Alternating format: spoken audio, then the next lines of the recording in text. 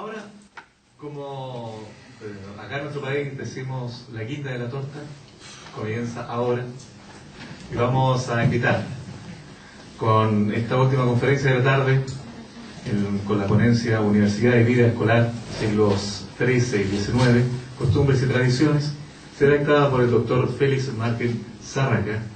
Nuestro invitado es expositor de nacionalidad hispano-puertorriqueño, médico de profesión con especialidad en cirugía y traumatología.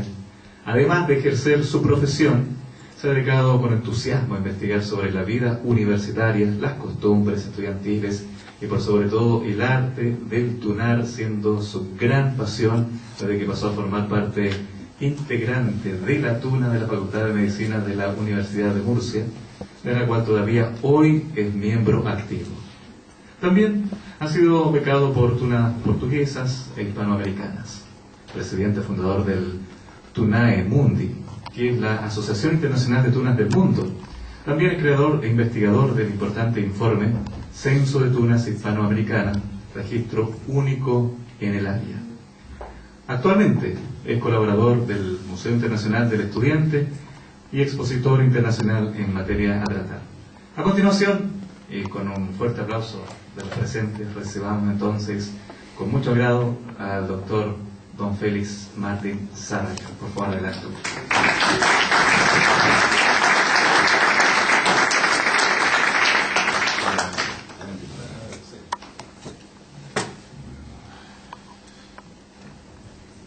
Buenas tardes. Es lo que me queda de vos después de sufrir el pasacalles de ayer. Antes que nada es obligado darle las gracias al ilustrísimo señor don José Guillermo Lea Ruiz, el vicerrector, por cuya culpa estoy aquí. Todo lo que yo pueda decir de él se me puede quedar corto, seguro se me queda corto. También es culpa del profesor de historia, don Aldo Frede Gallardo, que quizás por la amistad que no entiendo cómo ha brotado tan rápido, se ha pasado de elogiarme.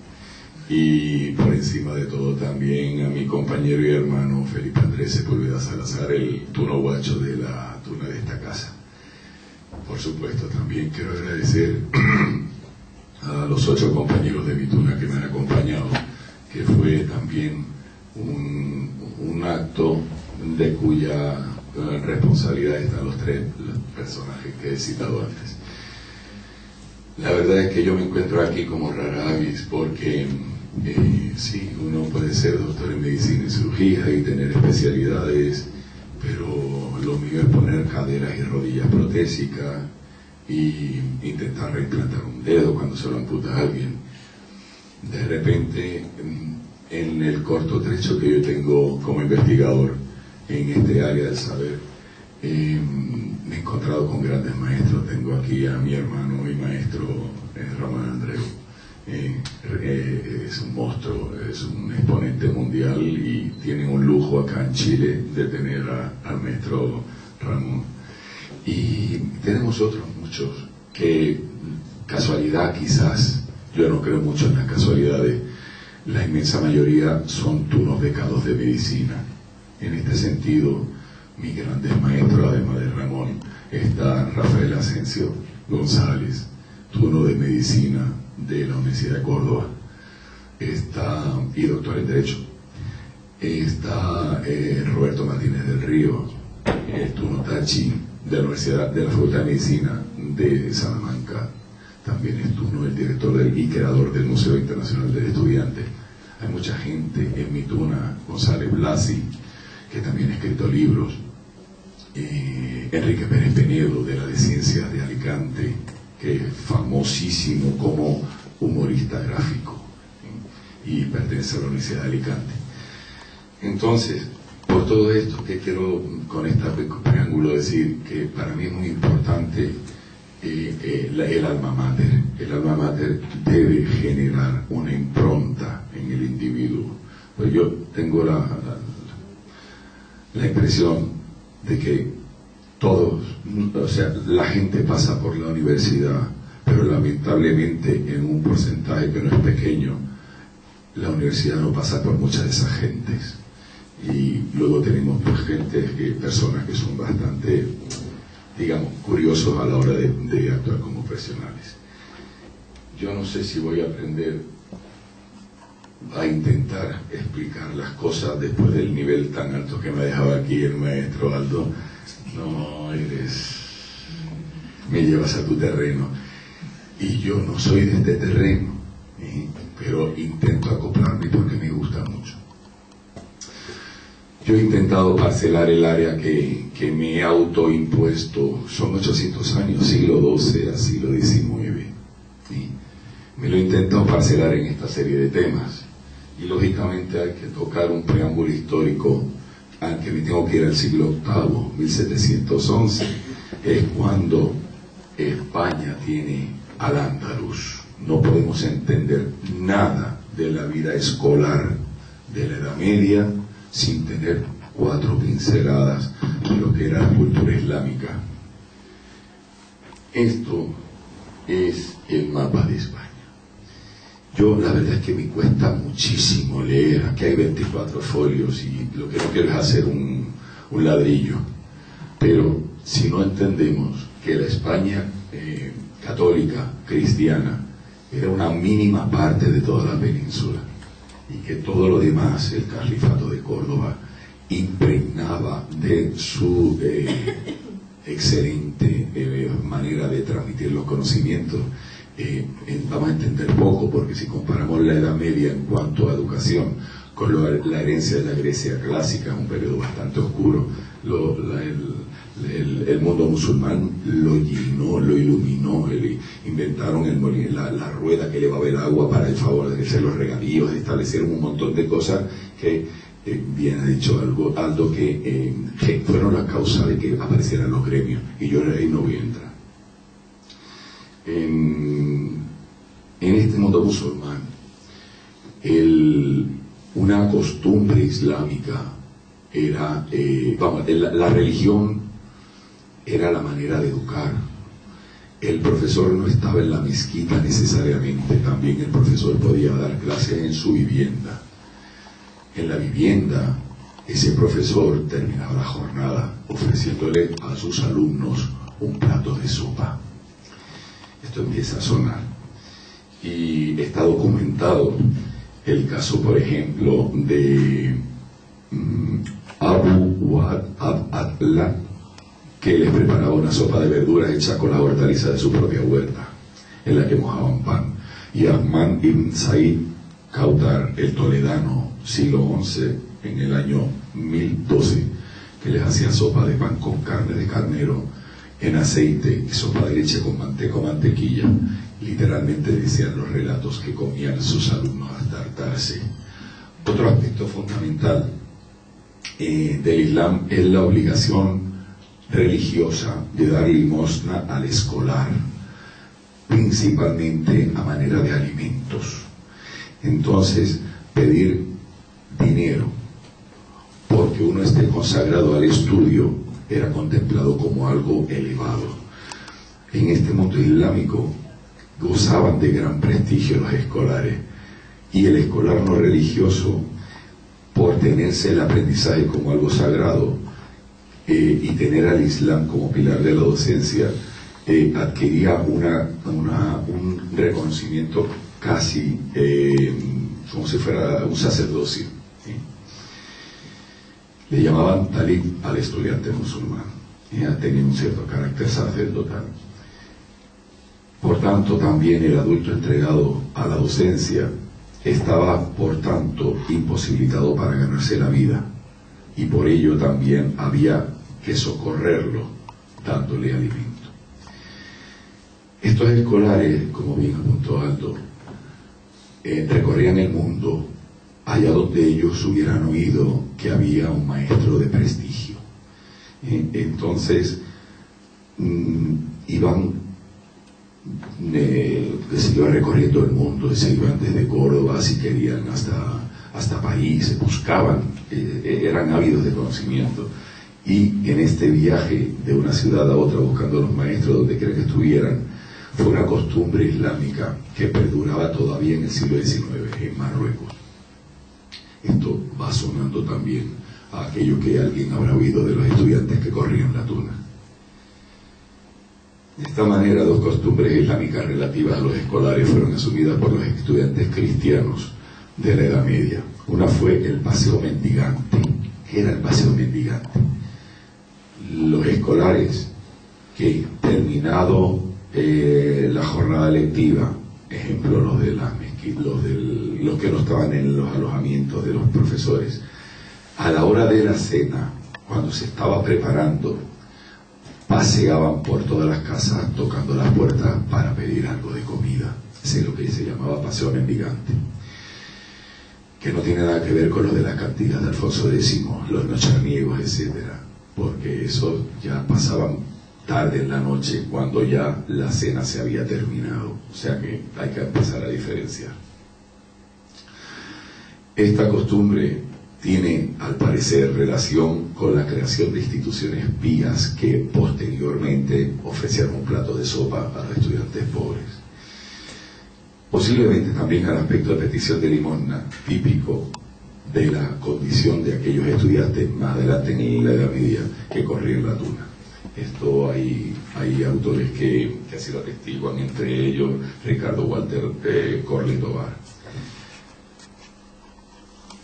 Bueno, se olvidó pasar leer el Corán. Primero, estudios generales europeos. Bueno, en la Europa cristiana de la Edad Media la educación era totalmente diferente para hombres y mujeres. El modelo vigente respondía al rol social impuesto. Las mujeres tenían la función social de procreación y las propias de las tareas del hogar, por lo que era una educación muy elemental, pudiendo formarse en conventos. No todos los conventos tenían colegios conventuales. Las niñas aprendían oraciones elementales, canciones, costura, el arte de hilar, actos de devoción y buenas costumbres. También podían aprender las niñas en monasterios. En los más importantes también se impartían nociones básicas de latín y alguna lengua extranjera. Otra fuente de enseñanza para las niñas eran las casas señoriales. Poniéndose a servicio de damas, aprendían modales o a servir. También podían aprender como aprendices de algún oficio.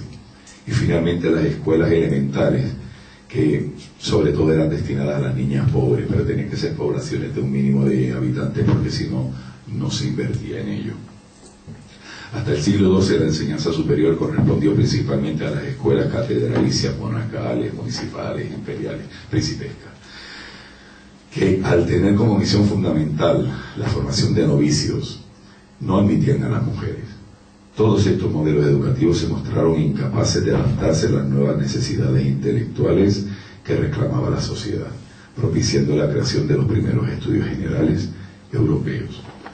Y por tener validez universal en sus títulos destacaron, por ejemplo, Bolonia.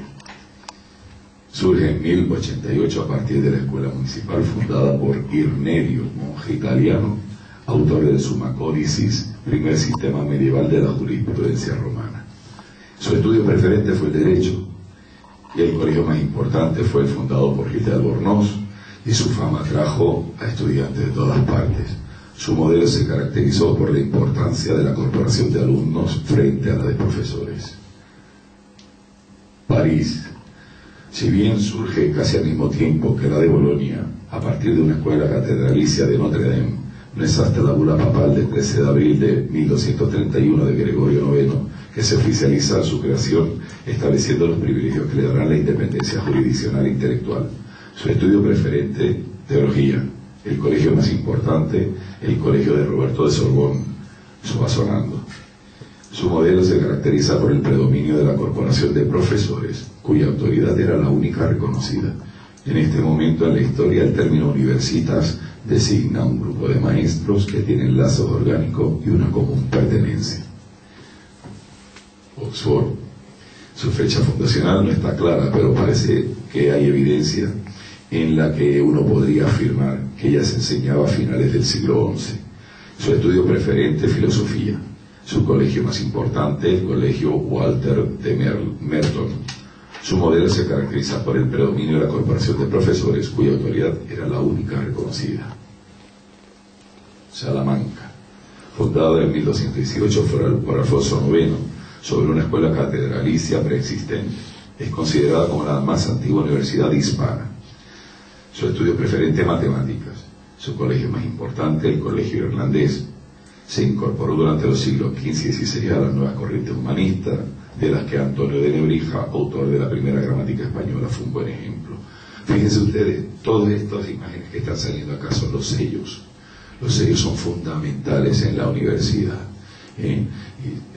La inmensa mayoría, cuando luego veremos, hay una diferenciación. Unas son de concesión papal y otras son de concesión regia. Y hay polémica, por ejemplo, en el Nuevo Mundo tenemos la disputa entre la Universidad de Santo Domingo y la Universidad de San Marcos en Lima. ¿Cuál es la más antigua? Una tiene pase regio y otra no lo tiene, una tiene bula papal antes que la otra. Parece ser que la mayoría de la gente piensa que la de Lima es la más antigua del Nuevo Mundo, y así vamos a decir, pero que es importante, está lleno de simbología en la que si nos detenemos no podremos terminar. ¿Y en España qué pasó? Pues a la misma vez que surgieron los primeros estudios españoles, apareció un nuevo grupo social integrado por estudiantes que lo abandonaban todo en búsqueda del conocimiento. Esto suena al mundo islámico. Acuérdense que todo esto está ocurriendo a la misma vez. La Edad Media parece ser, porque coinciden muchos historiadores en que finaliza con 1492. O sea, si tenemos que el imperio musulmán, el califato de Córdoba está desde el 711 hasta 1492. ¿Qué ocurre? Que los reinos cristianos van empujándolos hacia abajo, hacia el estrecho de Gibraltar, los van echando, hasta que finalmente, coincidiendo con el descubrimiento de América y una serie de factores, pues más o menos se conviene en que está convenido que finaliza la Edad Media cuando se termina el último reino nazaríes. Pero todo está ocurriendo más o menos a la misma vez, y es una comunidad rica en mezclas. Toledo es la ciudad donde conviven las tres culturas, la islámica, la judía y la cristiana, y vivieron en armonía, y se dio una simbiosis, hubo un crisol de cultura, hubo un mestizaje. Entonces, todo esto no son compartimentos estancos, todo esto está conviviendo en una unidad de tiempo. Se configuró la universidad como una auténtica república de estudiantes y profesores, capaz de satisfacer la necesidad de seguridad contra abusos de los lugareños donde estuviera el estudio, mediante un fuero y gobiernos propios que le daban autonomía. En el siglo XII los estudios se dividieron por facultades dedicadas a una rama de la enseñanza: Derecho, Medicina, Teología y Artes, que eran dirigidas por decanos. Los estudios duraban 6 años, eran cursados por alumnos de 12 a 20 años, y concedían el título de bachiller, que era el título más elemental. El nivel superior siempre correspondió a teología. Lógicamente, acuérdense que eran universidades fundadas sobre escuelas catedralicias, con bula papal, etc. Contrario a lo sucedido en el resto de Europa, a medida que va progresando la expulsión, la reconquista, como van disminuyendo el territorio ocupado por los islámicos, por los musulmanes. Contrario a lo ocurrido en el resto de Europa, donde las primeras universidades fueron de origen eclesial, en España corrieron a cargo del rey. Así, durante el siglo XIII, a medida que progresaba la reconquista, se fundaron en España los estudios generales de Palencia, sobre una escuela catedralicia preexistente, por iniciativa del rey Alfonso VIII, pero con vida efímera. Existió de 1208 a 1263. Salamanca, en el 1218. Ay, Murcia, por favor, Salamanca la dije antes. Salamanca, 1218, para Alfonso IX, sobre una escuela catedralicia. Valladolid, de fecha fundacional incierta, parece ser que en el siglo XIII, y doble origen, municipal y real. Y Murcia, mi alma mater, fundada por Alfonso X el Sabio, el 6 de abril de 1272, y hacía constar en su estudio Universitas Studiorum Murciana. Es una universidad que fue muy importante porque, por lo menos para mí siempre lo será, porque el rey que la fundó, Alfonso X el Sabio, fue que luego pues veremos que hizo las 7 partidas, y en la segunda partida regula la vida escolar y universitaria. Y también es de destacar de las primeras de España la Universidad de Lérida, fundada en el 1300 por Jaime II, que prohibió enseñar derecho canónico, derecho civil, medicina y filosofía fuera de ella, bajo pena de una considerable multa. O sea, le dio la exclusividad de la docencia. En ella el rector era elegido anualmente por los estudiantes. Otro elemento diferencial. Los estudiantes del siglo XII gozaban de ciertos privilegios consignados en los fueros y cartas Puebla. Este es un escaneado del fuero de la ciudad de Cartagena, en la provincia de Murcia, dado en 1275 por Alfonso X. Y ahí se consignan derechos de los estudiantes. Ratificados posteriormente por San Fernando para los escolares salmantinos, los fueros se encaminaban principalmente a exhibirlos de portazgos. Los portazgos eran una serie de impuestos, y ampararlos contra toda injusticia y fuerza, o sea, violencia, mientras estuvieran estudiando. Características de la educación medieval en la España medieval. Metodología educativa. Pues aquí vamos a pincelar 4 cositas diferentes desde otro prisma diferente al que ella pueda puntuarlo.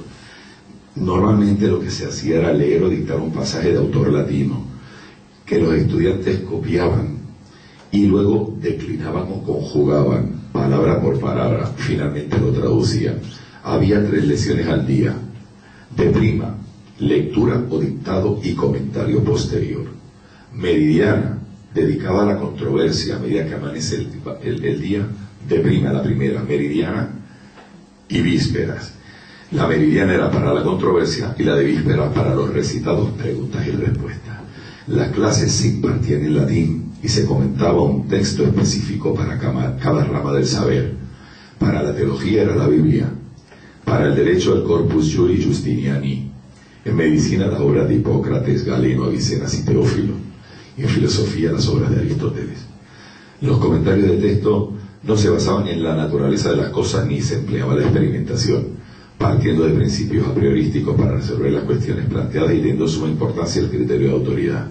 Pero lo más importante de ello, como apuntó Aldo, era la capacidad de convencer. La retórica era fundamental.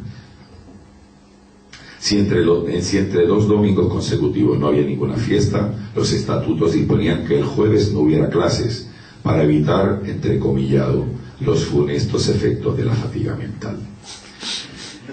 La universidad de aquel entonces, siglo XIII, ya tenía el cargo de bedel, era bidelius, y era un funcionario que iba con una vara de una longitud determinada, y era, entre otras cosas, el encargado de poner paja limpia en el suelo de piedra de las aulas, porque los estudiantes no tenían bancos.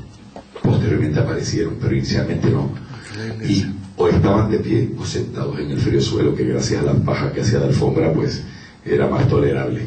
¿Por qué? Para que no se enorgullecieran. El estudiante tenía que permanecer humilde, y era el criterio de autoridad el que lo fomentaba. El bedel también tenía otra función importante, por lo menos curiosa, y era que iba pregonando por la universidad que el alumno, el Tuno Guacho, necesitaba un libro de anatomía humana, que quien se lo quisiera vender estaba en el claustro a tal hora, al lado de la columna, en la tercera, y allí el que tenía un libro de anatomía para venderlo acudía y negociaban. O al revés, el Tuno fulano, el escolar, no existían tunos, el escolar tal quiere comprar, o yo vendo o yo quiero comprar. Esa era una función del bedel. También la universidad tenía un librero, se llamaba el cargo el estacionario. Este librero se encargaba de facilitar los libros a los estudiantes para que los copiaran. Como eran muy caros, no se los podían permitir, pero el rector se encargaba de la compra de los libros que no atentaban contra la moral y las buenas costumbres, etcétera, etcétera. El librero los custodiaba y los prestaba. Normalmente el estacionario tenía la librería, por decirlo de alguna manera, cerca de la capilla de la universidad. Los documentos hallados indican que la universidad medieval No había más que un examen, el de maestro, que comprendía dos partes. La examinatio era una parte privada, en la que varios doctores señalaban al candidato diversos pasajes que tenía que comentar. Y la colatio pública, en la que el candidato defendía la tesis. El examen habitual era llamado transibile, pero había otro más difícil llamado rigorosum. El candidato, antes del examen, elegía el nivel de dificultad y esto disminuía los suspensos. Superada la prueba, el canciller confería el grado de maestro e imponía al candidato el birrete magisterial. Según qué universidad se nombraba con la espada o se le daba el anillo de oro. Cada universidad tenía su simbología. La matrícula era el censo de profesores, alumnos, dependientes, criados y demás personas que se inscribían para gozar del fuero académico. Acá la matrícula solamente son los alumnos. El concepto de matrícula en la Edad Media era mucho más amplio. Por tanto, no era el padrón de escolares, sino ese conjunto de personas que se amparaban del fuero académico. Los privilegios de los escolares, ampliados por Alfonso IX y ratificados por San Fernando, luego los veremos cuando, sobre todo, digamos por encima del contenido de las partidas. Es al final del siglo XV,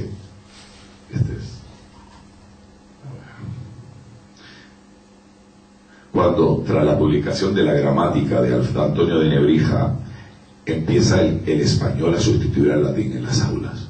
Esto fue una nueva revolución, porque claro, si el idioma que cohesionaba todo el saber era el latín, de repente empezar con español, que era el idioma de las clases bajas, supuso una revolución en cuanto a la forma de dar clases.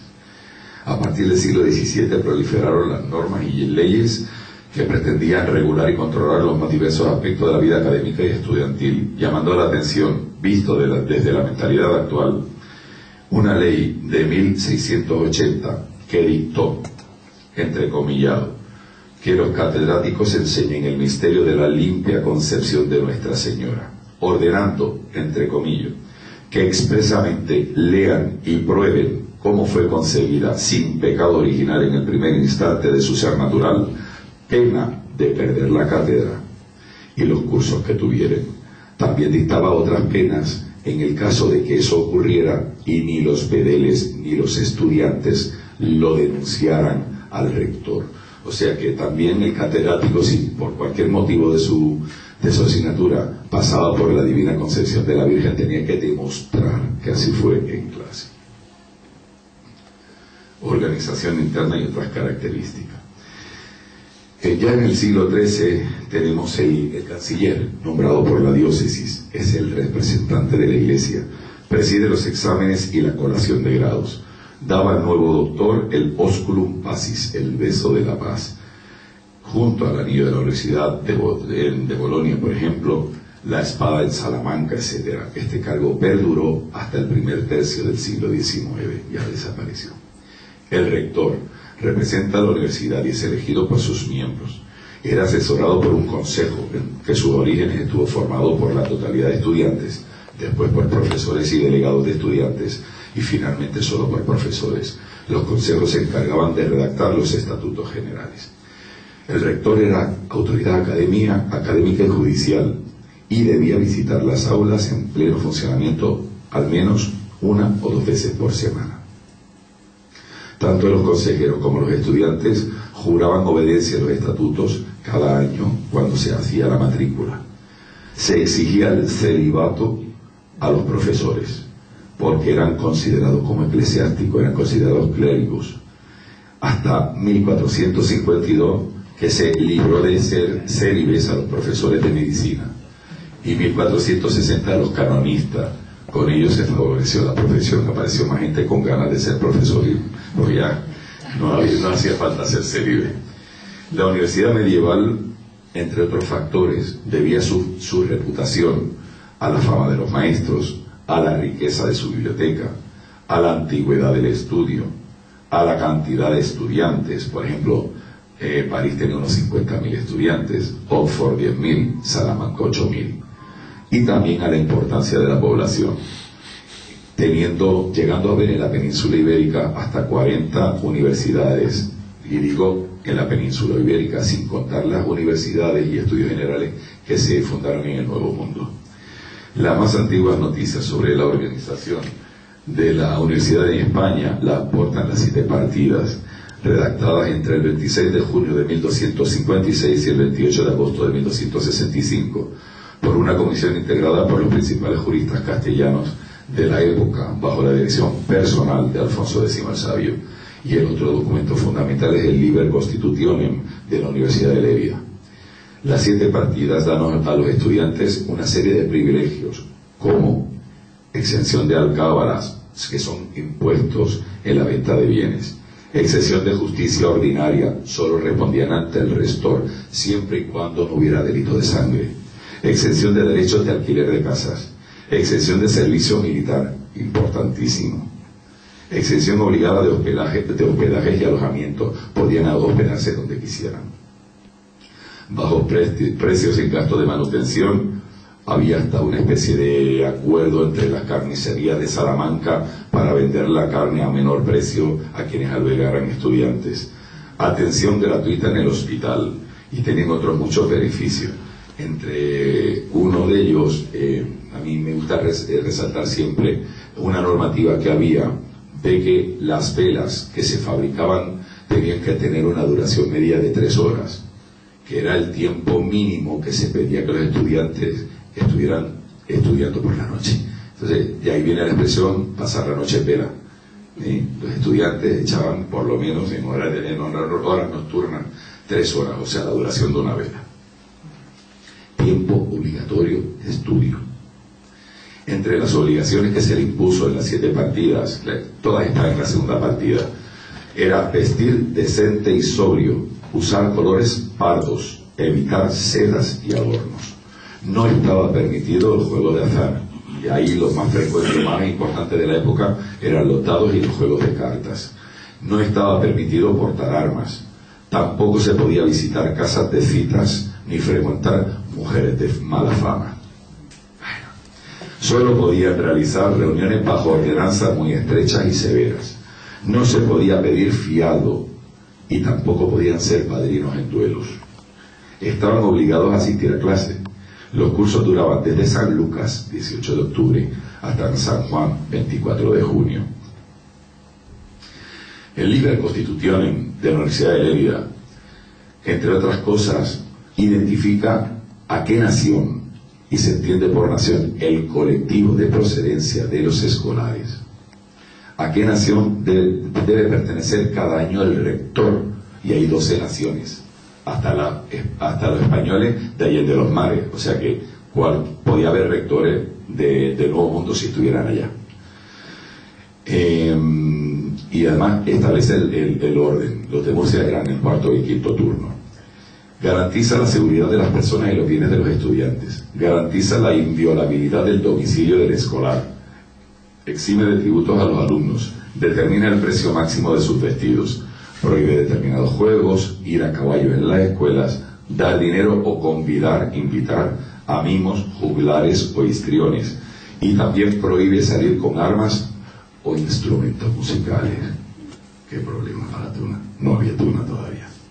La disciplina pedagógica medieval era peculiar, siendo frecuente que se pasara por baquetas, o sea, fustigar a los alumnos en presencia del rector y de los procuradores.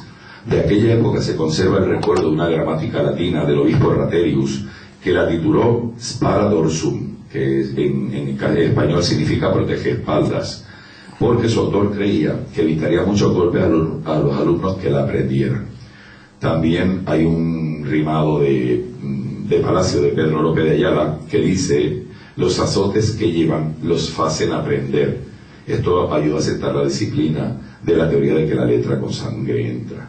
También hay un caso, que no me acuerdo ya si lo he puesto aquí o no, de Pedro IV de Castilla, que absolvió a un profesor que le dio un bofetón a un escolar que no estaba atento, y a los pocos días falleció de cólera escolar. Entonces, la metódica de enseñar era bastante diferente a la actual. Entre las baquetas, el esparadorsum y la absorción de un bofetón mortal, pues gracias a Dios que cambió. Era frecuente que la universidad tuviera su propia cárcel. Esta es la cárcel de estudiantes de la Universidad de Heidelberg. Fíjense, bueno, lógicamente los grafitis no son cosa de ahora. Todos los estudiantes que pasaron por allí quisieron dejar su huella. Ahí está el catre que había, esta es la estética, la ventana no tenía barrotes, esa era la mesa para que estudiara. Y miren ahí abajo la fecha. Este estuvo del 22 al 27 puede ser que ponga aquí julio del 09. O sea, si es que lee del 1709. La gente ya tenía esa manía de estropear los bienes públicos, escribiendo y dejando la huella. El ánimo regulador de Carlos IV le llevó en 1805 a publicar la novísima recopilación de las leyes de España, que entre otras cosas exime del servicio militar a los escolares, obliga a los estudiantes a llevar vestiduras largas y corona abierta, iban tonsurados, vestimenta larga, lo que se llama el hábito talar porque llega hasta el talón, la típica sotana, que se llama de otra manera. Dice literalmente, obliga a entregar vestiduras largas y corona abierta, como los clérigos de misa.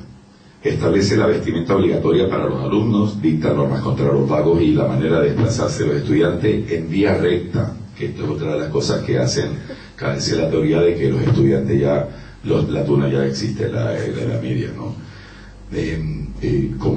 La obsesión de los reyes era evitar que hubiera gente de mala vida vagando por el reino sin control, les permitía bajo pasaporte del rector o del maestro de escuela el desplazamiento en vía recta, y eso se hacía solamente en época de vacaciones, para ir de mi casa a la universidad y de la universidad a mi casa. Si yo voy, por ejemplo, de Murcia a Salamanca, no puedo irme por Barcelona, ni me puedo ir por Sevilla, porque eso no es la vía recta. Entonces, ¿qué pasaría? Pierdo mi fuero académico y me obligan a ir al ejército. O sea, lógicamente, la gente con un poco de sentido común no se arriesgaría a perder los privilegios del fuero académico. Obliga también esta novísima recopilación de la ley de España el juramento de obedeciendo rectori illicitis et honestis para gozar del fuero académico cada año. O sea, todos los integrantes de la universidad, maestros, escolares, funcionarios, todos aquellos que se amparaban por el fuero, todos los años tenían que renovar el juramento de ser obediente y honesto para con el rector, no se le podía engañar. Y anuncia también la pérdida del fuero para quienes practicaran o consintieran en sus casas los juegos prohibidos. Vuelve a hablar de la duración del curso, que era de San Lucas a San Juan, y otorga permiso a los estudiantes para pedir limosna donde estudiaran, pero tenían que tener ese pasaporte del rector. Poco después, en 1812, la Constitución española suprimió el fuero académico, y las Cortes hicieron lo mismo con la Inquisición. Esto es duro, pero la Inquisición terminó en 1812, principios del siglo XIX. Mientras tanto, porque no estoy hablando de sociedad, porque si no hubiéramos estado aquí 5 horas, ha estado quemando teóricas brujas, teóricos herejes, se les han impuesto los sanbenitos, se les ha humillado públicamente, ha habido una serie de instrumentos de tortura, pero demenciales. Entonces, finalmente, gracias a Dios. Y 1812 viene a coincidir, por ejemplo, en el Nuevo Mundo con la Revolución Mexicana. Entonces, por eso es que en México desaparece el fuero académico y desaparece el traje escolar obligatorio antes que ocurrió en España, porque aunque aquí se abole, hace falta luego 1835 la regenta María Cristina y 1837 cuando ya queda sin contenido, pero son situaciones que se viven a los dos lados del océano. Finalmente, en 1835, la Real Orden de 3 de octubre suprime el fuero académico y prohíbe a los estudiantes, menos a los que estuvieran ordenados, el uso del uniforme escolar, porque no está en armonía con las costumbres del siglo. Y desapareció finalmente en el 1836. 47. Esta es la regenta María Cristina. ¿Y cuándo entra la mujer a la Universidad Española? Pues la mujer en la Universidad Española no aparece hasta principios del siglo XIX. Ocurre que los legisladores de la época, para ellos era impensable que la mujer pudiera optar o interesarse por los estudios secundarios o por los estudios superiores. Entonces, como era impensable, en la normativa no incluyeron nada que literalmente dijera que la universidad fuera solo para varones, o por tanto, nada que dijera que las mujeres no podían entrar. A alguna mujer brillante se le ocurrió que como no estaba, iba a pedir permiso, y lo pidió. Cuando eso sucedió, la superioridad convino en reuniones varias que duraron meses, hasta que le dijeron, bueno, vale, como no está prohibido el espíritu de libertad y de autonomía de la universidad, etc. Como no está prohibido, vamos a ver, para que una mujer pueda acceder a la universidad, tiene que pedirle permiso a todos los catedráticos y profesores que por escrito la admitan. Bien. ¿Por qué? Porque ellos tienen que garantizar que se mantenga el orden en las aulas, y ella puede soliviantar el espíritu de los varones. Vale, entonces, ¿qué ocurre? ¿Puede matricularse? Sí, pero no puede acceder a clase, solamente puede examinarse. Entonces, fíjense ustedes las trabas burocráticas, porque ¿cómo va una mujer que no puede ir a clase, estudiar así de ciencia infusa y superar un examen? Pero así fue. Posteriormente, ¿qué ocurre? Van apareciendo alguna que otra mujer más que quiere entrar. La situación no es tan excepcional y conviene la superioridad que la mujer aguarde al profesor a la salida del aula de profesores, que tiene una especie de antesala, y desde allí, acompañada por el profesor o por el bedel, fuera al aula, se sentara al lado de la mesa del profesor. Cuando terminaba la clase, abandonaba la clase con el profesor o con el bedel y volvía al mismo sitio donde era custodiada. Tenía prohibido deambular libremente por el recinto universitario. No fue hasta 1910 cuando la mujer dejó de tener la obligación de pedir permiso para matricularse. Y entonces se pudo matricular, pudo asistir a clases, pero otra traba administrativa: su título era expedido exclusivamente a nivel académico, no la facultaba para ejercer la carrera. Eso se agarró después. Entonces, hay un texto de 1899 que muestra las medidas en que las mujeres eran sometidas a estos elementos complementarios de protección, y dice así: se acordó que la alumna no estuviera en los pasillos, sino que entrara a la antesala de profesores y esperara allí al catedrático para ir al aula y volver con él terminada la clase. Durante la explicación se sentaría en una silla aparte cerca del profesor. Y esto fue así hasta desde el primer curso de 1892-93 hasta el curso de doctorado de 1895-96, y ya a partir de 1910 ya no tuvo que pedir permiso, ni esta medida fueron desapareciendo. Una Real Orden concretamente de 8 de marzo de 1910 autorizó el acceso a la mujer a la Universidad Española. El título universitario ya las habilitaba para ejercer las profesiones correspondientes y desempeñar cátedras.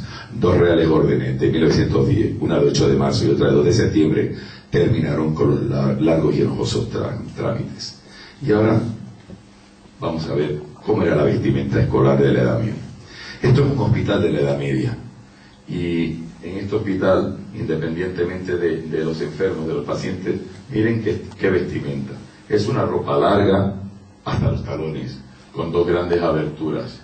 Esto es lo que se llamó la loba. Era un hábito talar propio de los estudiantes. Era una sotana que posteriormente se hizo más corta, como pueden ver aquí. Antes de talones, luego se fue encogiendo. Corta y sin mangas, hecha con paño negro. Esto es de una cerámica valenciana, pues tiene otro color porque va en función, el color siempre va en función de la orden monástica que crea los estudios generales. Era corta y sin mangas, se ceñía la zona del cuello, se ensanchaba los hombros y caía hasta los pies, con una apertura en la parte superior delantera y dos en la lateral para sacar los brazos. Las calzas y el manteo, que este no lo tiene. Aquí, ponen aquí un tricornio que no corresponde a la época que estamos hablando. El manteo es esta prenda de abrigo, que es el antecedente de la capa. Manteo del francés manteau, capa larga de paño con cuello estrecho, que dio nombre a los estudiantes que la portaban, que fueron conocidos como manteístas. La mayoría de los estudiantes medievales eran manteístas, personas de escasos recursos, y no habían sido admitidos como colegiales porque no tenían expediente de limpieza de sangre. Tiene beca, por tanto pudo acreditar su expediente de limpieza de sangre. El expediente de limpieza de sangre fue un requisito que se impuso para que el aspirante a una beca y por tanto alumno interno de un colegio se le exigía que demostrara que no tenía, que su sangre era limpia por los cuatro costados, o sea, que ninguno de sus cuatro abuelos era judío, era moro, o se amplió, no había sido condenado por la Inquisición, no había sido declarado hereje, etc.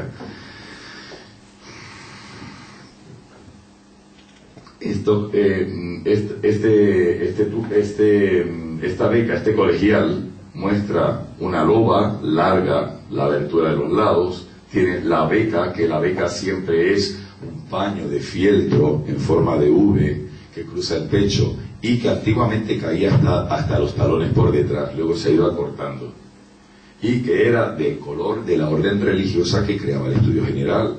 La tiene marrón del mismo, o pardo del mismo color que la loba, y el anterior la tenía azul. Porque estas dos esculturas son de propiedad de la Universidad de Salamanca, pero corresponden a colegios de órdenes religiosas diferentes. La prueba de nobleza fue un elemento que posteriormente vino a sustituir al expediente de limpieza de sangre. Entonces, ¿qué estamos determinando con esto? Que los colegiales, por tanto los alumnos internos de los colegios, los únicos que llevaban beca, o eran nobles o eran ricos, hijos de ricos, terratenientes.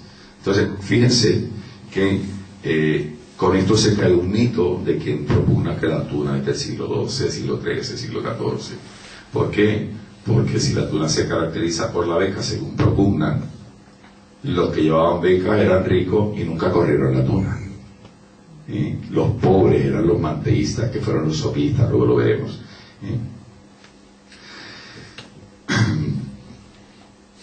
La beca se otorgaba respondiendo a 4 criterios. El criterio de vita et moribus, sobre las cualidades físicas, morales y sociales. El criterio de suficiencia scientiae, que es una formación intelectual mínima para ser admitido en el colegio. El criterio de puritate sanguinis, a través del mecanismo de limpieza de sangre, pretendía eliminar a los judíos conversos. Y en Murcia, en la región de Murcia, en todo el levante español, hay una evolución maquiavélica de la sociedad. Y digo maquiavélica por lo siguiente: en este caso los judíos conversos, pero también los musulmanes conversos. El musulmán practicante no puede comer cerdo, el musulmán practicante no toma vino. Pues en toda la dieta mediterránea del levante español se introdujo el cerdo a los guisos. Y entonces, si uno tenía duda de que si fulano o mengano es judío, es musulmán converso o no, lo invitabas a comer en tu casa. Entonces, si se comía ese plato con cerdo, te quedabas tranquilo que era cristiano. Si no, que me duele el estómago, lo denunciaban a la Inquisición. En Valladolid, bueno, esto es un manteísta yendo a Salamanca. ¿Sí? Esto es un manteísta, esto es del artículo cómo terminó sus estudios Ginesillo Negrete, publicado en la revista Blanco y Negro de 1916. Tiene la loba larga, tiene su manteo, ahí lleva un bicornio y lleva la guitarra a la espalda, camino de Salamanca. estaba haciendo su peregrinar de volver a los estudios después de las vacaciones estivales. Esto es un colegio, el de Santa Cruz en Valladolid, del siglo XV, para que tengan una idea a dónde estamos que vivían los estudiantes colegiales. Ellos eran los únicos internos. Los manteístas, que eran los pobres, que era la mayoría de los estudiantes, estaban adscritos y estudiaban ahí, pero no estaban internos, vivían fuera, dormían fuera. Luego lo veremos.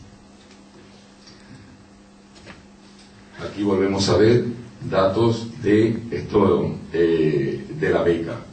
La beca por delante caía por detrás, era larga y tenía un rosco. El rosco era una prenda, era un elemento de madera forrado con el mismo fieltro que se lo ponían de coronilla para llevar un libro encima.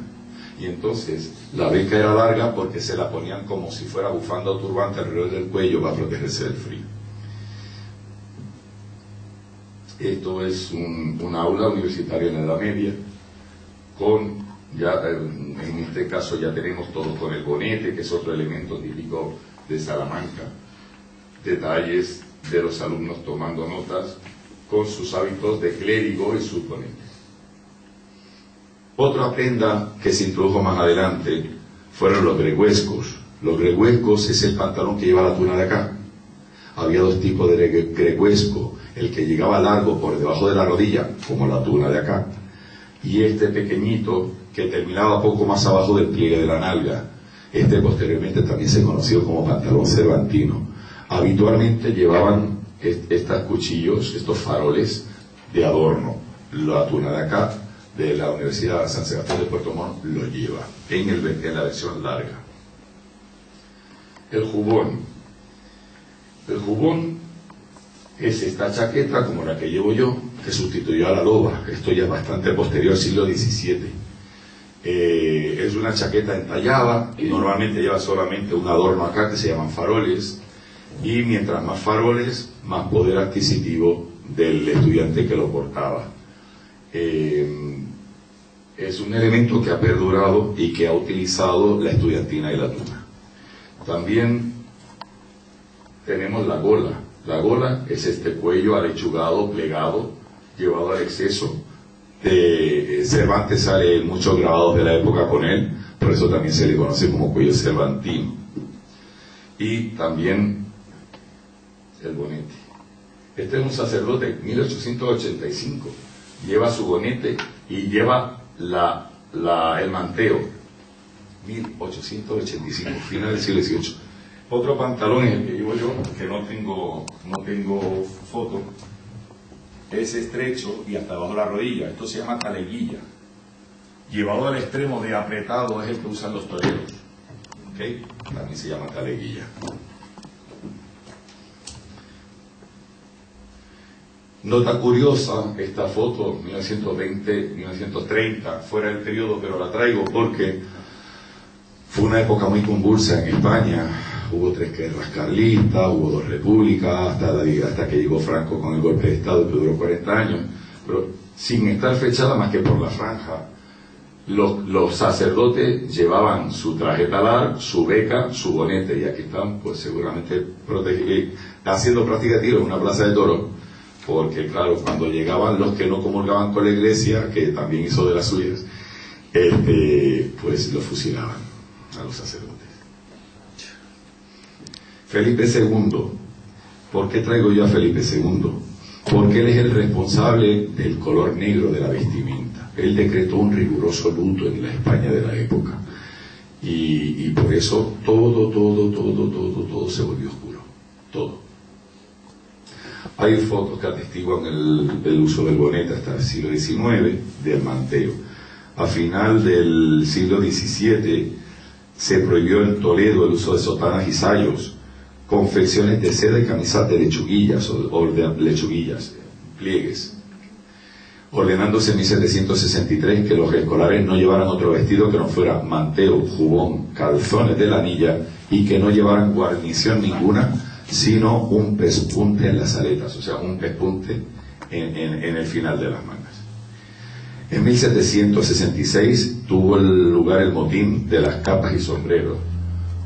¿Por qué? Pues porque se les prohibió el uso de la capa española y el sombrero de ala ancha. Entonces se obligó a que el sombrero se replegara por una de sus caras, por la frente, y surgió lo que se llamó el sombrero de medio queso. Posteriormente se hizo por las tres caras, y así fue como nació el tricornio, que son vestimentas que caracterizaron a los escolares del siglo XIX y siglo XVIII tardío. Este llevaba taleguilla. Tipos de escolares. Los pobres eran la inmensa mayoría. España era un país en el que había mucho oscurantismo, muy poca información y una alta pobreza, hubo epidemias, etc. Y los pobres eran colegiales, no llevaban becas, llevaban manteo, eran manteístas. Entre los manteístas hubo varias clasificaciones. Los más pobres eran aquellos que tenían que mendigar el plato más importante del día, que era el de la cena. Y entonces iban a las instituciones pías que repartían el plato de sopa y se conocieron como sopistas. Esto, que es del Museo Internacional del Estudiante, se titula Los estudiantes de la sopa porque están ante las puertas de un convento. Aquí tenemos el clérigo con su puchero repartiendo a cucharones la sopa. Entonces el estudiante llevaba un cuenco de madera que se llamaba hortera. También dicen que llevaba una cuchara y un tenedor de palo, que luego se asumieron como símbolos de la tuna a finales del siglo XIX. El sopista era un pobre desvergonzado que, sin repugnancia ni soberbia, vivía a expensas de la sopa que repartían en los conventos a los pobres de solemnidad, y dormía en cualquier hospedería que albergara a pobres. Eran los más numerosos y pedían limosna. La única manera que podían afrontar el coste de sus grados, de los libros, del material. Como esto además era insuficiente, se veían obligados a correr la tuna. ¿Qué era correr la tuna? Pues correr la tuna era ir en cuadrilla. Los documentos que yo tengo contrastados y hablado con los demás compañeros que investigamos allá en España, dicen que estaban integradas entre 3 y 7 personas, ni más ni menos. El paseo mendicante se hacía a veces en pareja, pero correr la tuna entre 3 y 7. Y lo que hacían era que, provisto de instrumentos, iban mendigando a cambio de músicas, poesías, hacer predicciones astrológicas, leer las cartas. Y en estos paseos de correr la tuna se les incorporaban gente de toda calidad, tahúres, ladrones, gente de mala reputación en general, que pretendían aprovecharse del foro académico para no ser tratados por la justicia ordinaria. Entre otros tipos de estudiantes pobres, todos manteístas, estaba el panzaltrote. Panzaltrote, panza es una barriga, el panzaltrote que va caminando de rápido, ¿no? Literalmente lo definen como una persona más altiva que el sopista, que por no declararse tan pobre como el sopista, se valía de otros ardides y medios para procurarse el alimento sin gastar un real de plata que por casualidad recogía. También había capigorrones. Los capigorrones, porque llevaban en el capitis, en la cabeza, una gorra. La gorra era símbolo de servidumbre en la Edad Media. Entonces eran los que llevaban los libros a los escolares ricos, que se llamaban generosos o acomodados, y les llevaban que servían de criado a cambio de un dinero. Y esta gente también en vacaciones se iban a correr la tuna. Camaristas eran los estudiantes que podían alquilarse una cámara, una habitación en una posada. Se valían de los servicios de un ama para que atendiera las necesidades básicas y mantuviera presentable la habitación. O sea, que le limpiara la habitación, le hiciera la cama, le lavara la ropa y se la planchara. Las planchas de entonces se calentaban directamente, hierro fundido sobre las brasas del carbón, y luego posteriormente fueron huecas, se les rellenaba adentro con el carbón, Y luego los pupilos. Los pupilos eran los escolares que vivían en casas regentadas por un bachiller. ¿Sí? Fueron los menos importantes. Los más importantes fueron los que vivieron o en albergues para pobres o en posadas. Se decía de sopistas, capigorrones y gorrones que eran desamparados y pobres de solemnidad, que tenían el hambre del diablo. Por ello el reparto de la sopa era un pandemonium de miserias humanas que se agrupaban agitándose al ver el caldero de bodrio, otro nombre para la sopa, sostenido por los clérigos. Normalmente la sopa boba o el bodrio era restos de alimentos que amargaban en un caldo. Entonces solamente el pobre, muy pobre, se comía aquello. Es normal. Seguramente no tuviera ni siquiera un aspecto bueno o apetecible. Costumbres escolares. Una costumbre escolar. Vamos a dejar esto aquí y la hablaremos después.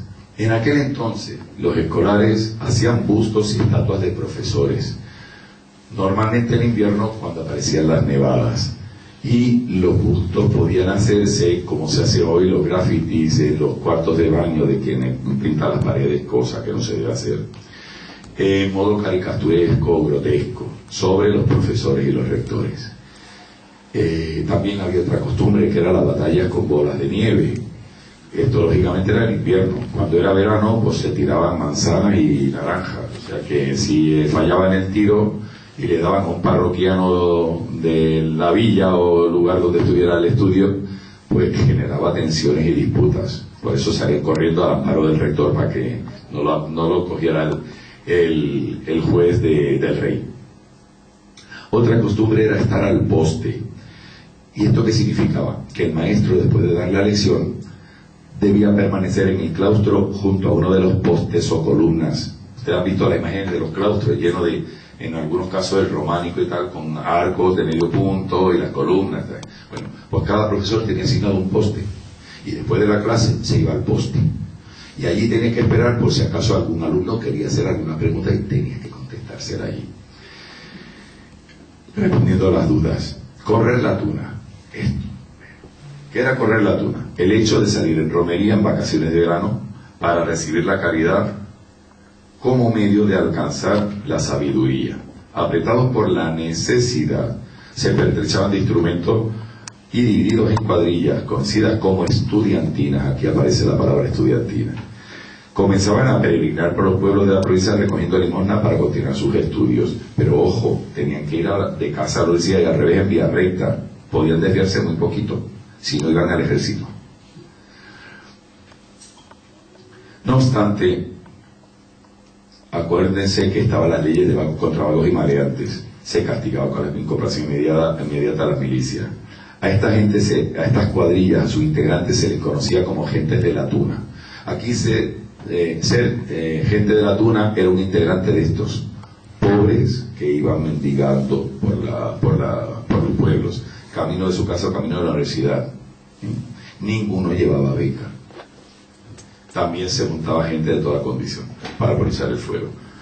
Muy probablemente la Real Cédula de Carlos III, emitida el 24 de noviembre de 1778, tenga que ver con lo anterior, con la gente de la tuna, porque ordena que los escolares solamente puedan ir por vía recta de la universidad a su casa y viceversa, necesitando la expedición de pasaporte por los rectores y maestrescuela, entre comillas, pues los que contravengan serán tratados como los demás vagos sin diferencia alguna.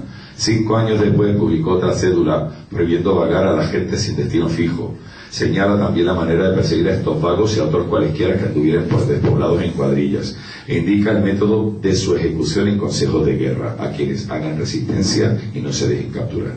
Posteriormente también corría la tuna por carnaval, pero siempre por necesidad. Asensio González considera que, entre comillas, solo podemos suponer la presencia de un jefe a la cabeza del viaje, no sus posibles cualidades ni experiencia. De igual modo, señala el mismo investigador que el término Vigornia fue el nombre propio de una cuadrilla, una sola, de malhechores, que así se autodenominó, y que nunca jamás fue sinónimo antes de correr la tuna. tradiciones escolares. El estudiante desde un principio fue corporativista. Aparece esto tanto entre manteístas como entre colegiales, y sobre todo en los pertenecientes a una misma nación, o sea, los de Castilla la Nueva, los de Castilla la Vieja, los de Extremadura, los de Cataluña, los de Valencia. Cada región era una nación. Se manifiesta a modo de una fuerte conciencia del grupo basada en la necesidad de ayuda mutua y, en todo caso, frente a las personas ajenas al estudio. Otra costumbre, las novatadas. Surgen entre manteístas y colegiales durante los primeros años de aparición de estos colectivos escolares y presentan variaciones según las universidades, también con el paso del tiempo, pero persiste la tradición de la novatada. En aquel entonces, ¿cuáles eran novatadas? Pues unas sonarán un poco repugnantes, pero eran estas. La menos repugnante, la extorsión económica, se llamaba pagar la patente. O sea, cuando llegaba un estudiante que para parecer mayor se había dejado la barba y llevaba mal puesto el manteo, ya sabían que era un nuevo, el estudiante de primer año. Entonces le cobraban una cantidad de dinero para evitarle ser blanco de las burlas y desmanes. Fue entonces tan importante pagar la patente como asistir a clase en Salamanca, vestir la ropa talar y tener juramento de miseria y hambre, siendo prácticamente imposible que el novato escapara de ellas porque era muy fácilmente identificable. Los más veteranos se disputaban a los pardillos, a los novatos, a los de primer año de la universidad, como presa para darles trato a los que no pagaran. ¿Por qué? Porque o pagas o viene trick or treat, la tradición americana, el truco de trato. Pues aquí, ¿cuál es? ¿Me pagas? No, pues bien, darles garrote a las arcas. Otra manera de secuestrarle dinero. Ser hecho el obispillo era ponerle una mitra o caperuza de papel como ornamentos ridículos y decirle palabras burlescas, sacarlos nevados, cubrirlos de escupitajos, hasta dejarlos blancos a puro salivazo. Meter en rueda, rodearlo para zarandearlo y morderlo a golpes con los libros. Echar a la buena barba. Los veteranos consumían alimentos y bebidas para que los pagara el nuevo. Venta de cédulas o licencias jocosas. Modalidad de patente consistente en la expedición y mercadeo de licencias que permiten al nuevo realizar toda suerte de acciones en público sin reprobarle. Por ejemplo, expeler ventosidades. Eso se ve que hace mucha gracia. Juntar azares, engañar al nuevo en el juego de cartas, desposeyéndolo de todo lo que llevara. Ceremonia del arrastre. Esta solamente era entre los colegiales. Lo primero que tenía que hacer el aspirante a beca era llegar al lugar, al colegio, y presentarse acompañado de 2 pajes. Tenía que ir vestido con bonete, guantes y una cola del manteo de más de 2 varas y media, que arrastraba por el suelo y era fácilmente que se trastabillara al pisarla.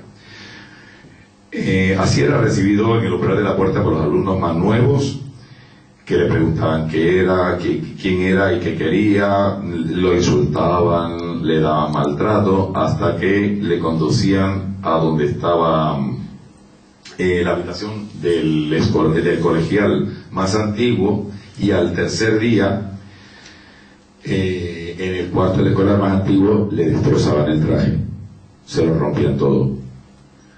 Le rasgaban los guantes, le hacían burlas, extorsiones, le rompían la sotana, le llevaban los zapatos de garbanzo, le ponían una caja de brasero por gorguera. La gorguera era una especie de cuello alechugado, pues acá le ponían una caja de brasero para que se quemara la garganta.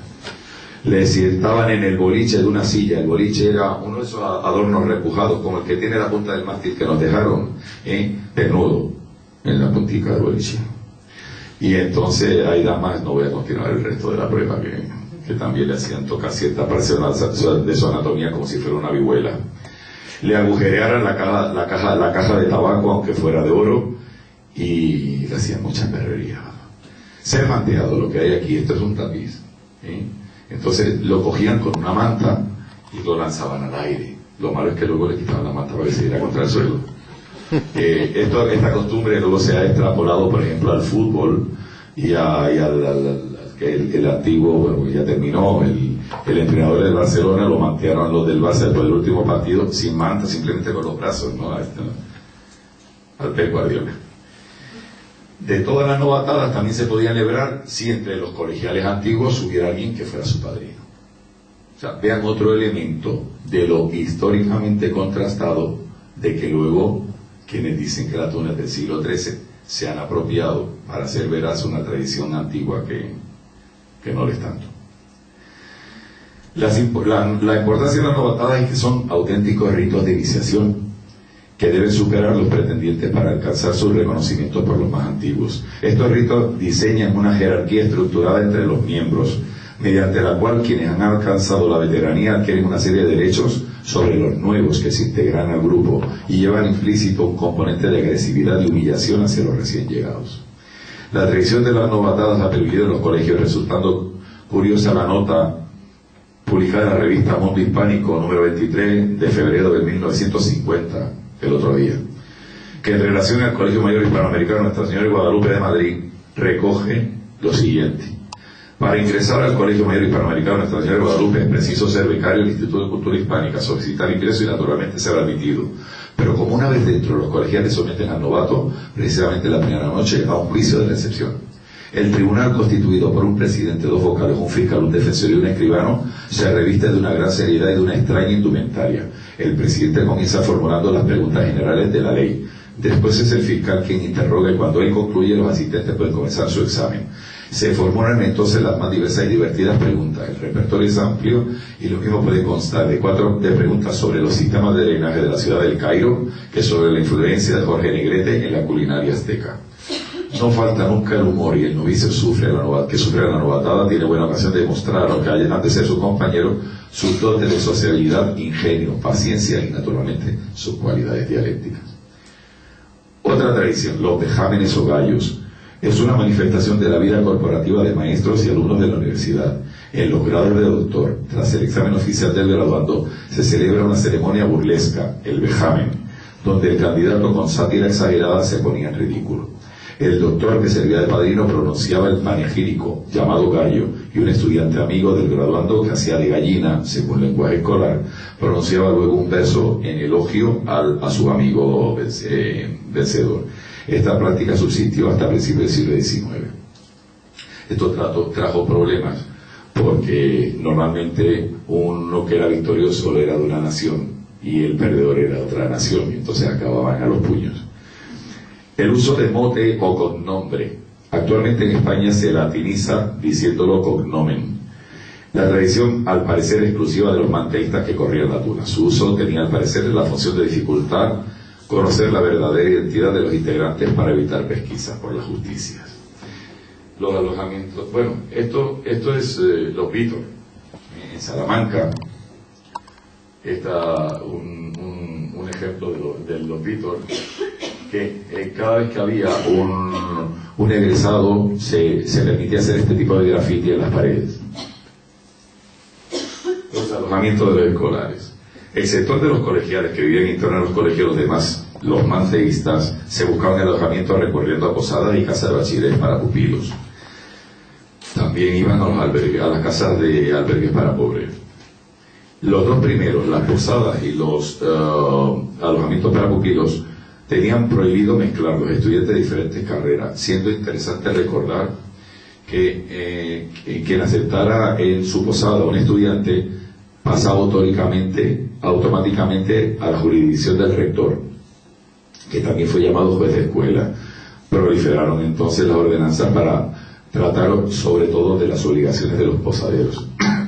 Los escolares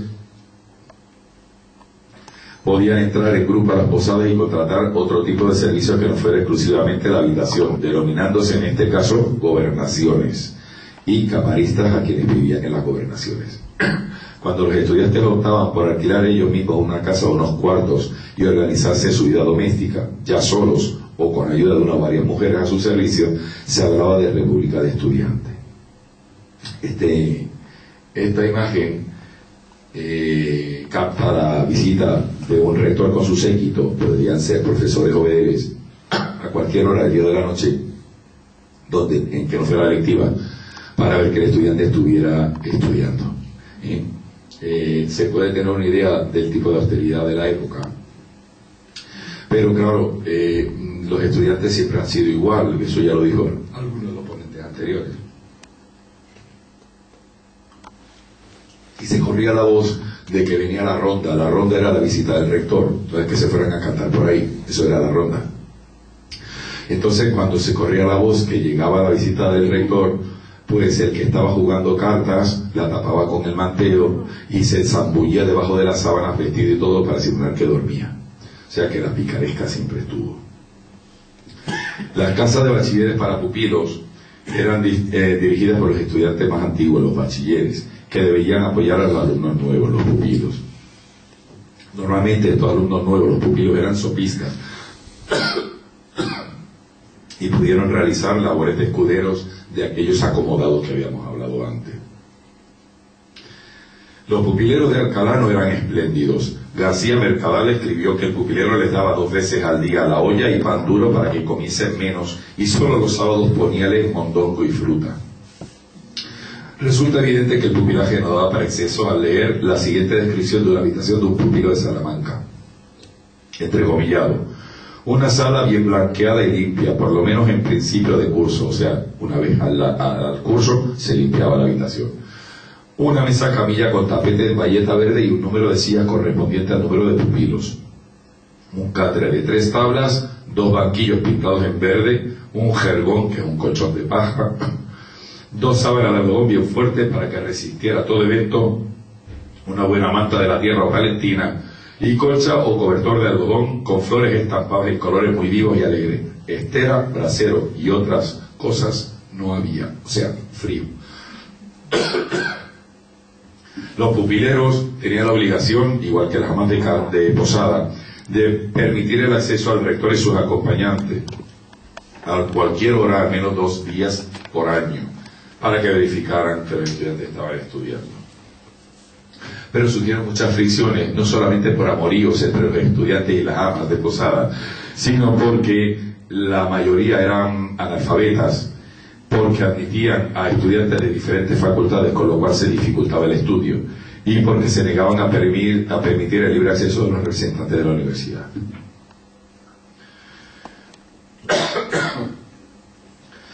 Música e instrumentos musicales. Los siglos XII y XIII son época de trovadores, que eran poetas de corte, cuyo ideal de vida se cifraba en la cortesía, interpretando por ella una conjunción de elementos entre los que se hallaba la generosidad, la delicadeza de modales y el amor perfecto. De igual manera, había juglares, personas de menor formación que los anteriores y que, parece ser, se dedicaban a cantar y recitar poemas épicos escritos por otros. Está documentada la presencia de juglaresas en la corte del rey Don Sancho, el del puñetazo que mató a uno. Arnaldo de Vilanova, en un razonamiento hecho en Aviñón, menciona a los goliards o goliardos. Aunque no parece que el nombre fuese conocido en Castilla, cabe la posibilidad de que esta clase de estudiantes juglarescos, vagabundos y tabernarios anduviera por la España del siglo XIV. Juan Ruiz Arcipreste de Hita refiere el uso de guitarras y laúdes en su libro de Buen Amor, obra picaresca más importante del siglo XIV, enumerando también una serie completa de instrumentos populares tanto de cuerda, viento y percusión como otros desconocidos en la actualidad, y que usaban entonces juglares y escolares. Esto está en un montón de estrofas. En esta sociedad de España medieval aparecen las canciones del Arcipreste de Hita, que compuso cantigas de petición de limosna para ciegos, así como canciones de escolares que andan nocherniegos. Por poca variación se ha documentado al respecto hasta el segundo cuarto del siglo XIX, cuando el término estudiantina designó tanto al colectivo de escolares como a sus canciones, que eran también denominadas cantares de estudiantes. Y en todo esto, ¿cuándo aparecen las estudiantinas y las tunas? Pues las estudiantinas aparecen con el carnaval. Por tanto, la estudiantina, cuando surge, aparece como una comparsa más de carnaval. El primer año en que se encuentran estudiantinas integradas por estudiantes es 1840. Antes habían comparsas de carnaval y la integraban músicos y tocaban música instrumental. 1840 empiezan a aparecer las estudiantinas formadas por estudiantes que inicialmente no se vestían así. Se vestían con pantalón largo, camisas, y en la universidad tenía algún uniforme, y también se vestían de suevos o suavos, con Z, y se vestían también de payasos, ¿sí? Pero los estudiantes empezaron a utilizar este traje a partir de 1878. ¿Qué pasó en 1878? Pues que un grupo de escolares de Madrid quisieron ir un grupo de músicos de Madrid quisieron ir a la Exposición Universal de París de 1878 y le encargaron al sastre del Teatro Real de Madrid que diseñara un traje, y este señor se inventó lo que yo llevo. Con elementos del siglo XVI y XVII. Hay una anacronía tremenda entre los elementos del traje. ¿Por qué estoy señalando que no es la tuna del siglo XIII, ni del XII, ni del XIV? Porque hay varias diferencias entre los que corrían la tuna y los estudiantes de las estudiantinas. Entre varias está el motivo de la salida. Quienes corrían la tuna en la Edad Media lo hacían por necesidad. El dinero era para sí mismo, para alimentarse o para pagar los estudios. Después de 1840, las salidas eran o bien por diversión o bien para pedir para fines benéficos, no para sí mismos. Hubo inundaciones, hubo terremotos, hubo guerras, y ellos pedían para los heridos de la guerra, etcétera, nunca para sí mismos. Para inaugurar, crear sanatorios para tuberculosos. Entonces, una diferencia importante. El desplazamiento en los que corrieron la tuna era vía recta, de la casa de la universidad. Los de las estudiantinas dentro y fuera de España. Continuidad temporal. Los que corrieron la tuna solamente eran periodo de vacaciones. Posteriormente lo ampliaron a carnaval. Los de la tuna continuada, con ensayos y salidas durante todo el año. Cantidad de integrantes. Los que corrieron la tuna de 3 a 7. Los de las estudiantinas llegaron a haber estudiantinas de 150 integrantes. O sea, muy numerosa. Estabilidad. Los que corrían la tuna no había ninguna estabilidad. Solamente se juntaban esa cuadrilla, esa salida y punto. La siguiente vez que salieran de vacaciones eran otros. Los de las estudiantinas sí eran estables, con actividad continuada y permanecían dentro de ella durante años. Los que corrían la tuna no tenían norma interna. Los que viven en las estudiantes, los que pertenecen a la estudiantina, sí, aparece el reglamento, los estatutos. Organización administrativa. Los que corrían la tuna, como mucho puede haber un jefe. Los de las estudiantinas, aparece el cargo de presidente, vicepresidente, secretario, tesorero, sargento de panderetas. Cuando inicialmente eran solamente de plectro, de instrumento de cuerda, tanto pulsada como frotada, con arco, y la única percusión era las castañuelas y la pandereta. Había flautas también.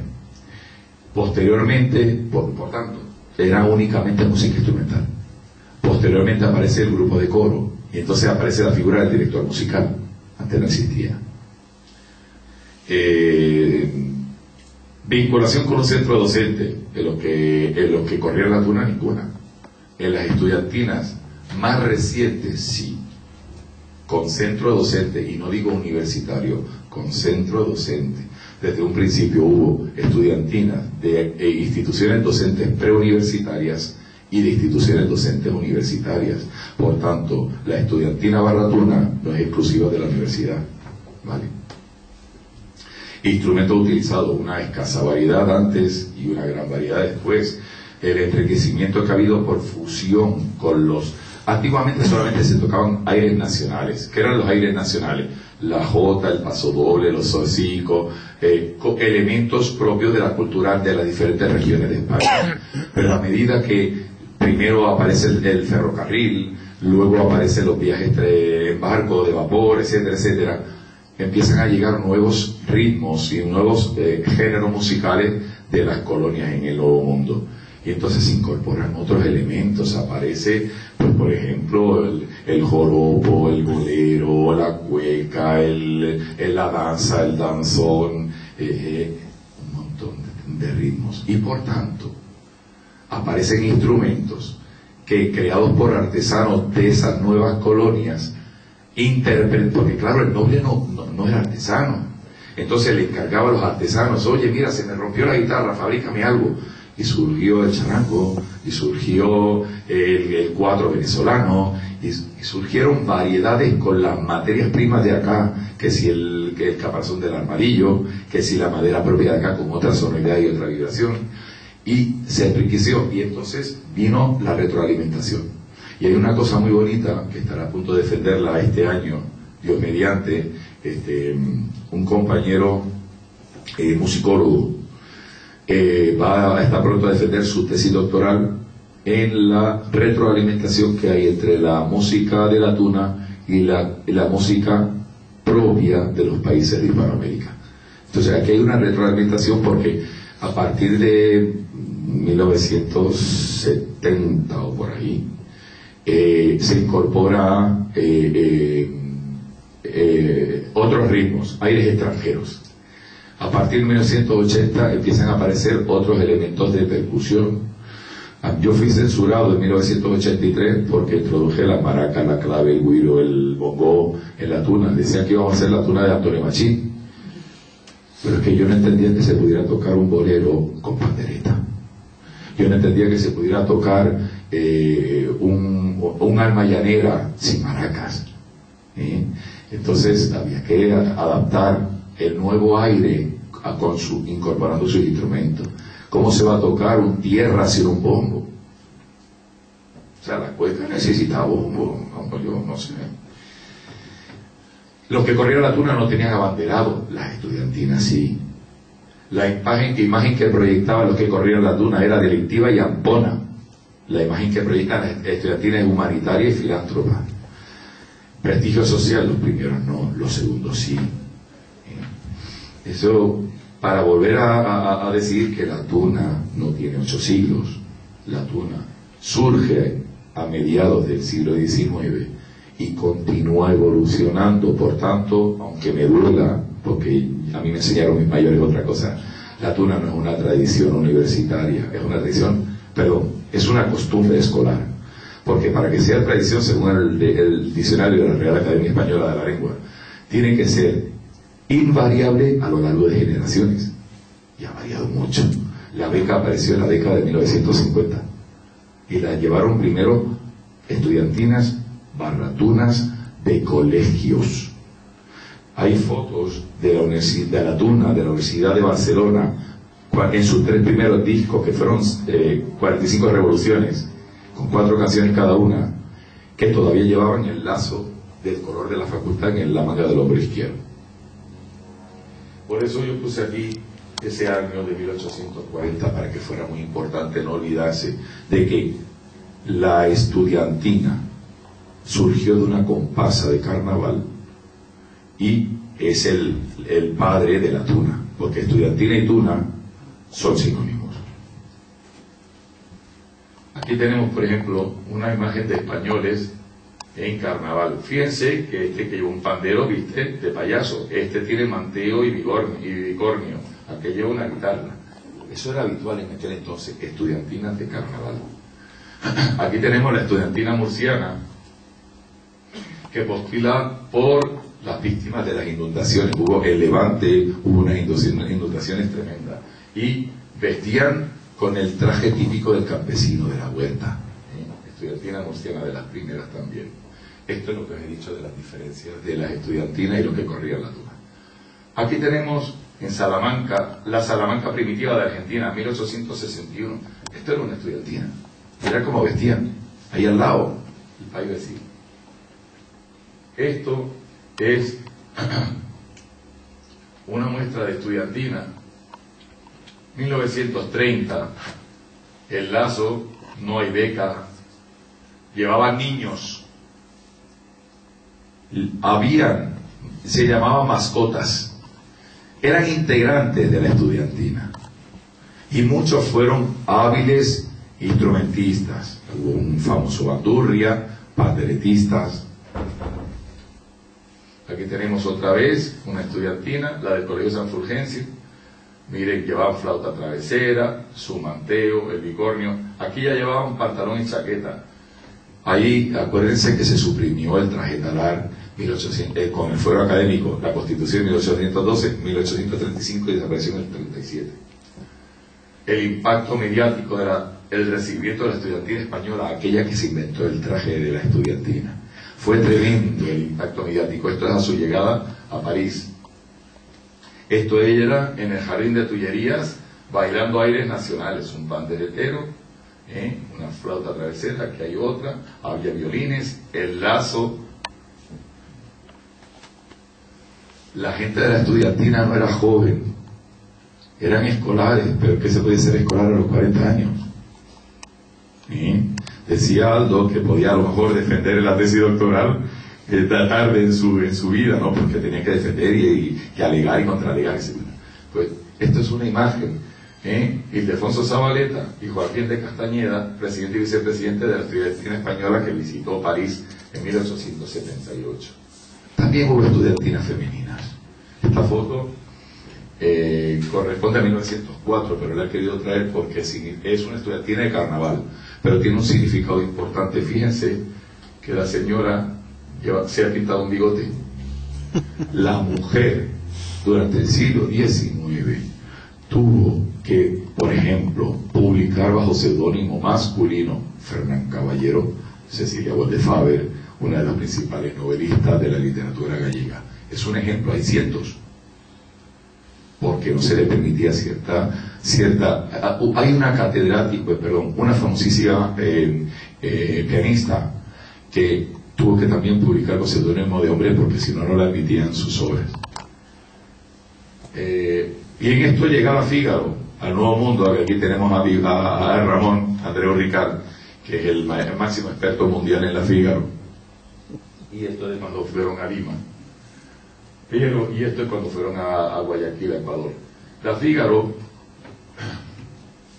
en el Nuevo Mundo, pues tuvo una influencia tremenda. ¿Por qué? Porque, por ejemplo, en Chile sentó cátedra. La Fígaro fue una nueva manera de ver la música y contagió tanto de que muchos se quedaron y enseñaron a tocar los instrumentos, la gente copió la vestimenta, se hicieron estudiantinas acá, pero también se hicieron en México, aquí está relatada una serie esta era de la estudiantina porteña que se hizo en el 88 y del Círculo Español de Valparaíso. Esta era del Círculo Español de Valparaíso. Se vestían como las estudiantinas españolas. Y esta es la de la señorita Rosa Salinas y Taile Salinas, Santiago 1896, la Serenense, estas dos son de tu libro. La Pinquista en Concepción, la Lira del Ateneo Filarmónico, la del Orfeón Español de Concepción, la estudiantina española Julián Gallardo de Chillán, la española de Santiago en 1894. Aquí hubo una proliferación tremenda. En México, el primer dato que tenemos en México, que es el otro país muy importante en estudiantina, en 1881, este cuadro, esto es un acercamiento, aquí manuscrito pone Estudiantina de Guanajuato, GTO, abreviatura 1881. Esta es la foto. Según Francisco Leobardo Muñoz, que un turno se llama turno monseñor, él postula que es el principio de la estudiantina escolar en México. Esta foto a mí me hace pensar que fue obtenida, aunque esté en este hotel de Guanajuato, por la tapicería de la silla. Esto me hace pensar que esto fue la bandera española. Me parece que esto es una estudiantina de un círculo español cultural, pero hay que estudiar más sobre el tema. Y este es el escudo de la tuna del Colegio Mayor Hispanoamericano Nuestra Señora de Guadalupe de Madrid, aquella que os leí la cita, que es de las primeras que lleva beca, década de 1950. Conclusión final, que esto ya es un ladrillo. La tuna o estudiantina es una tradición escolar española, surgida a mediados del siglo XIX, no antes, que ha trascendido fronteras y se ha hecho universal, es de todos, adoptando particularidades que la enriquecen y que estas particularidades provienen de cada lugar que la acoge. Acá tienen unos instrumentos, una cultura musical, unos géneros musicales, en México tienen otro, en Puerto Rico tienen otro, en Perú tienen otro. Conclusión. Esto es uno de los últimos aguafuertes de Francisco de Goya Luciernes, y el manuscrito ha puesto a un aprendo, un viejito decrépito, dos bastones, la artrosis se lo está comiendo. Así estamos todos, por lo menos los que tenemos un poquitico de sentido común. El soberbio que se cree que lo sabe todo y dicta cátedra me merece una gran compasión. Y finalmente un Vítor, este de Francisco Tomás y Valiente, reciente, texto, edificar por la razón, la experiencia histórica y la tolerancia como instrumentos. Lo demás sirve de poco. Muchas gracias.